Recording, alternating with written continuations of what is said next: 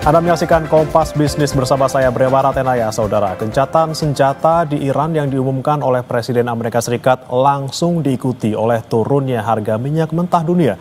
Sebelumnya Iran mengancam melumpuhkan Selat Hormuz sebagai jalur distribusi laut minyak dunia. Apa strategisnya Iran dan Selat Hormuz bagi Indonesia? Berikut ulasannya. Secara historikal, minyak dan Timur Tengah nyaris tidak pernah stabil. Keduanya seakan diciptakan selalu bergejolak.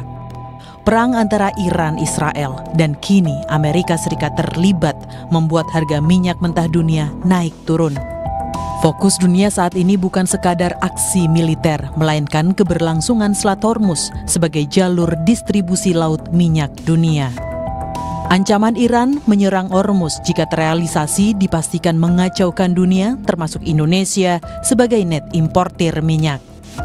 Ini adalah peta Selat Hormuz, letaknya sangat strategis di Timur Tengah. Punya lebar 54 km, Hormuz merupakan pintu gerbang Teluk Persia sekaligus jalur rantai pasok berbagai komoditas dunia. Reuters bahkan bilang selat ini berkali-kali menjadi pusat ketegangan dunia dalam 10 tahun terakhir. Pakai data Badan Energi Internasional pada tahun 2023, minyak mentah yang diangkut melewati Selat Hormuz rata-rata 20 juta barel per hari. Volume ini hampir 30% dari total perdagangan minyak dunia. Sekitar 70% minyak mentah itu ditujukan ke negara-negara di Asia seperti Tiongkok, India, dan Jepang yang merupakan pembeli terbesarnya. Hormuz juga merupakan jalur ekspor bagi 20% gas alam cair dunia. Indonesia sebagai net importir minyak lewat Pertamina juga sudah mengantisipasi jika Selat Hormuz diganggu perang. Beberapa jalur alternatif akan ditempuh sebagai antisipasi.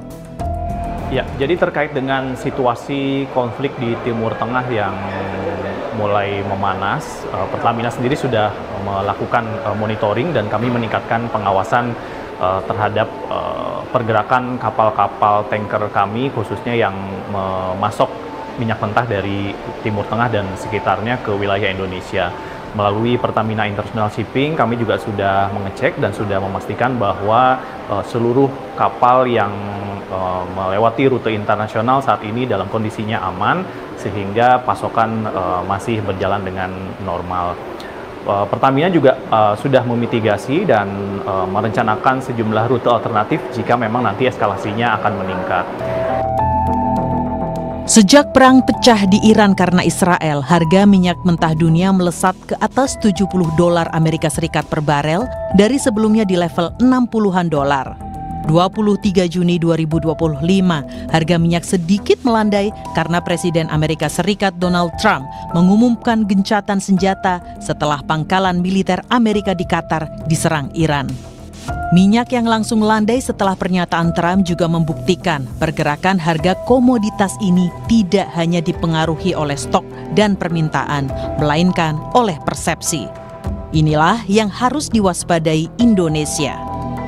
Beruntungnya harga minyak dunia jenis Brent yang jadi acuan Indonesia belum melebihi asumsi APBN di level $82 Amerika Serikat. Tahun lalu minyak mentah Indonesia atau ICP bergerak di level $70, sedangkan Mei 2025 di level $62 Amerika Serikat per barel. Menteri Keuangan Sri Mulyani bilang perang wilayah strategis minyak memperparah tekanan ekonomi Indonesia yang juga sedang kerepotan menghadapi tarif Trump. Ditambah dengan berbagai kebijakan-kebijakan makro, terutama di bidang fiskal negara-negara maju, dan kemudian ditambah dengan kondisi geopolitik dan security yang sangat negatif, menegang dan bahkan sudah pecah perang yang menimbulkan kemudian ketidakpastian komoditas, supply chains. Ini semuanya menghasilkan dua risiko yang immediate. Risiko pertama adalah ketidakpastian harga cenderung naik, seperti harga minyak yang naik. Namun di sisi lain, dari sisi perekonomian global akan cenderung melemah. Jadi kombinasi kenaikan harga-harga karena disrupsi geopolitik dan security itu menyebabkan tekanan harga berarti inflasi naik, namun dikombinasikan dengan ketidakpastian yang menyebabkan ekonomi global melemah.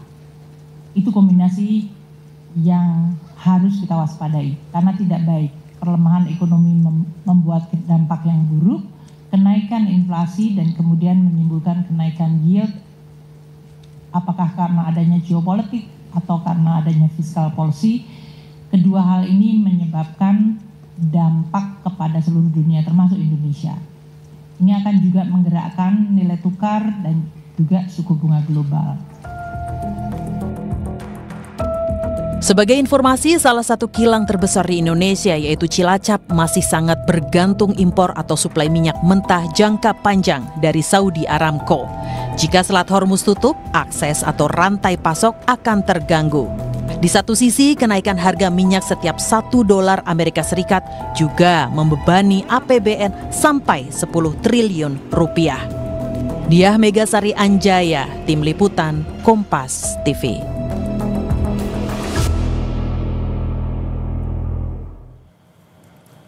Menteri Keuangan Sri Mulyani bilang perang pasti menjatuhkan resiko ekonomi bagi Indonesia. Kerugian apa yang mungkin dirasakan masyarakat Indonesia? Apakah harga BBM beresiko naik? Kompas Bisnis akan bertanya ke Kepala Ekonom Bank Sentral Indonesia. Maksud kami Bank Sentral Asia, David Sumual. Selamat pagi, Pak David.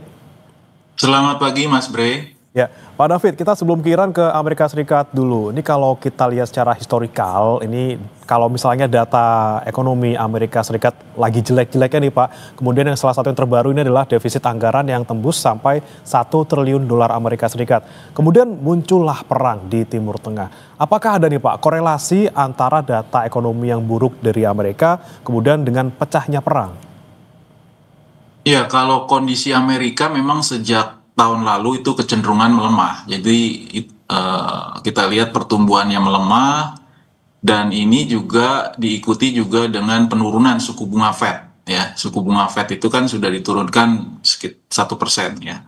Dan ada wacana dan juga kalau di Fed itu ada namanya dot plot ya. Jadi proyeksi dari anggota Fed terhadap suku bunga Fed ke depan. Nah itu mereka memproyeksikan antara 50 sampai 100 basis poin lagi penurunan di tahun ini.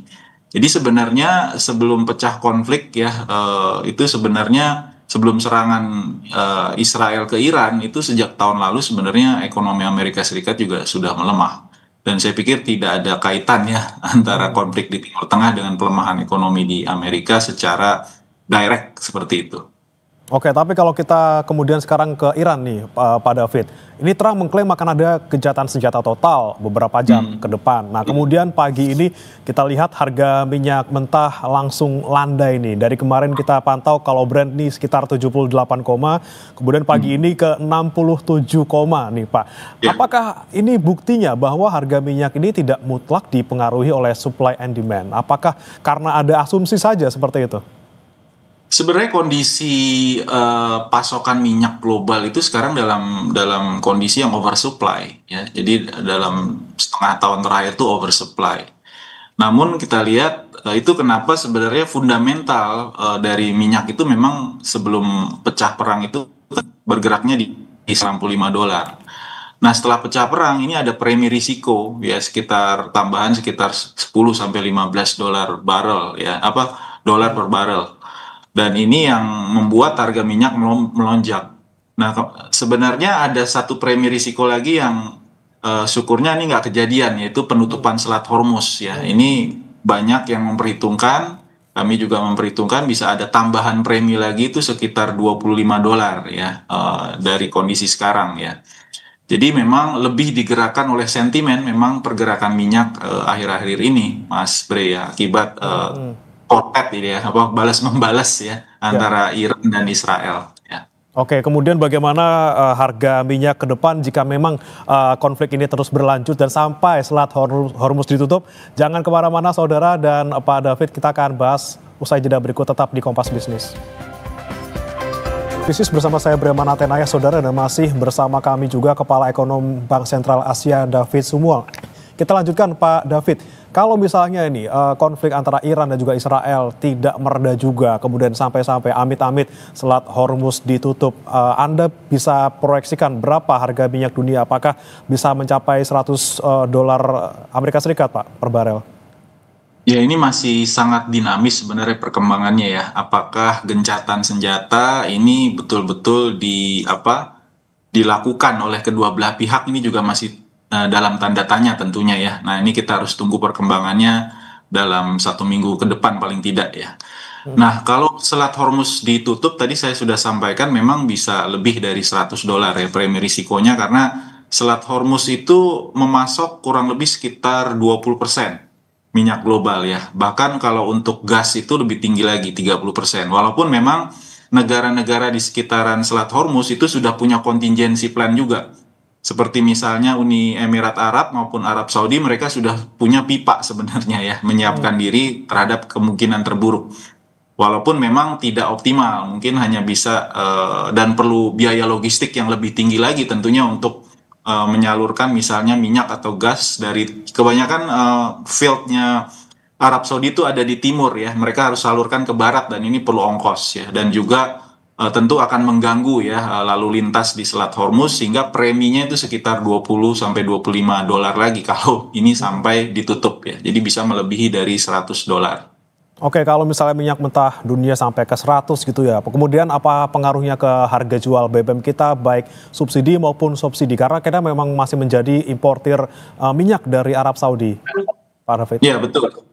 Ya, ini bedanya kita mungkin dengan negara-negara ASEAN lain. Kalau negara-negara ASEAN lain memang kebanyakan net oil importer ya, termasuk juga Filipina misalnya. Tapi untuk Filipina itu langsung terrefleksi di harga jual retailnya. Sedangkan kita untuk beberapa jenis BBM itu masih disubsidi, dan ini tentunya tidak serta-merta ya langsung terrefleksi. Nah, ini tergantung dari keputusan pemerintah apakah akan menaikkan harga BBM yang bersubsidi ya untuk solar dan juga minyak.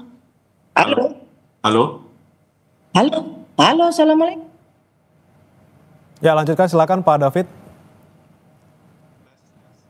Ya, silakan Pak David, dilanjutkan Pak. Ya,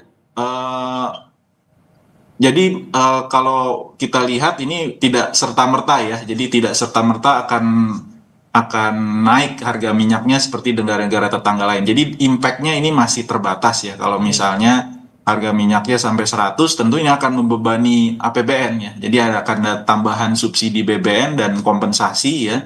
Dan ini mungkin kritikalnya di atas $90. Dengan asumsi juga kursnya juga masih bergerak di sekitar 16.500-an, Mas Bre. Oke, nah ketika kemudian APBN kita ditekan oleh misalnya harga minyak dunia naik, kita harus kasih subsidi lebih besar lagi, kemudian rupiah juga kemudian semakin melemah nih Pak David. Apakah ini juga semakin membuat APBN kita ini semakin tertekan gitu Pak dengan kondisi ini? Ya, ini mungkin perlu penyesuaian pada akhirnya. Kita kan sudah mengalami beberapa skenario yang mirip ya dulu ketika harga minyak meningkat ya. Ini konsekuensi negara yang memang sekarang itu kita mengalami net oil importer ya. Kita kan produksinya kecenderungan terus menurun dari sisi produksi, itu sekarang hanya antara 500 sampai 650 ribu barel per hari. Sedangkan konsumsi ini trennya naik terus ya. Tiap tahun naik ya sekitar 5-10%, itu sekarang posisi di sekitar 1,2-1,3 juta barel. Jadi per hari. Nah, ini yang tentunya jadi PR kita bersama, bagaimana mendiversifikasi juga mungkin dari sisi sumber energinya ya. Dan nah, ini peran dari pemerintah juga untuk mendorong eksplorasi dan eksploitasi energi yang lain ya. Energi yang lain kan banyak nih, mulai dari energi terbarukan, energi geotermal, lalu juga batu bara dan lain-lain, yang sehingga energi mixnya jadi buat Indonesia risikonya bisa kita kurangi ya, kemungkinan terburuk dari kenaikan harga minyak misalnya. Oke, bisa cari alternatif sumber lain ya Pak ya. Kemudian tapi kalau kita lihat proyeksi rupiah sekarang ini Pak, kemudian apa Anda lihat jangka panjangnya gejolaknya seperti apa? Apalagi misalnya sekarang investor asing lagi ragu-ragu gitu ya untuk ke Indonesia, pasar keuangan kita lagi seperti ini gitu ya di negara-negara berkembang ini, seperti apa Anda melihatnya? Ya tentunya kalau untuk rupiah ini selain faktor eksternal ya tentu dilihat faktor domestik ya. Kalau dari sisi domestik sebenarnya pertumbuhan kita masih relatif baik ya. Jadi dibandingkan negara-negara emerging market masih tumbuh sekitaran 5% lah, 4,8 sampai 5%. Nah ini kalau dibandingkan dengan yang lain ya masih sangat atraktif sebenarnya perekonomian kita. Tapi memang kita cukup vulnerable kalau ada gejolak-gejolak ya seperti tarif ini kan juga yang menyebabkan rupiah kita tertekan nih, salah satunya adalah gejolak akibat perang tarif ya. Nah ini yang kita khawatir karena juga peran dari asing di pasar portofolio juga masih relatif lumayan besar gitu ya. Jadi keluar masuknya asing di pasar portofolio itu juga bisa mempengaruhi stabilitas dari rupiah sendiri, Mas Bre. Oke, baik. Tapi kita kembali ke minyak nih Pak. Memang sekarang beruntungnya nih kenaikan harga minyaknya masih di bawah asumsi APBN, di bawah 82 dolar Amerika. Tapi apakah kita harus antisipasi dari sekarang? Dan kira-kira kalau ke depannya memang amit-amit gitu ya Pak, di atas 82 ataupun 100 sampai minyak melesat, kita prioritasnya kemana nih Pak? Kita bengkakkan subsidi dari APBN sampai kayak gitu, apakah nanti kita naikkan BBM harganya ketika misalnya daya beli masyarakat kita lagi menurun gitu Pak? Ya sebenarnya untuk BBM kebijakan dari pemerintah ini kan pelan-pelan mengurangi subsidinya ya, karena subsidi ke harga suatu komoditas ini secara ekonomi maupun juga secara sosial justice kurang begitu pas begitu ya, karena ini kan dinikmati oleh semua orang ya kalau BBM naik ataupun kalau misalnya harga BBM-nya seperti negara-negara lain tuh memang pengaruhnya ke APBN-nya bisa lebih diminimalisir begitu. Jadi memang kita perlu juga melihat mekanisme-mekanisme lain bagaimana caranya supaya subsidinya lebih terarah tentunya. Tapi kalaupun nanti harga minyaknya naik, ya memang dan kita lihat ini cukup sustain, ya mau nggak mau pasti akan ada penyesuaian-penyesuaian ya. Kalau kita lihat dari pengalaman, mungkin adjustment-nya bisa ke arah pengeluaran pemerintah dulu mungkin ya, baru mungkin the last resort-nya baru penyesuaian harga. Seperti itu Mas Bre. Oke, lebih bijaknya pengeluaran yang lain di rem-rem dulu sebelum akhirnya menaikkan harga BBM ya Pak ya. Baik, terima kasih Pak David Sumual, ekonom BCA sudah bergabung bersama kami di Kompas Bisnis. Selamat pagi.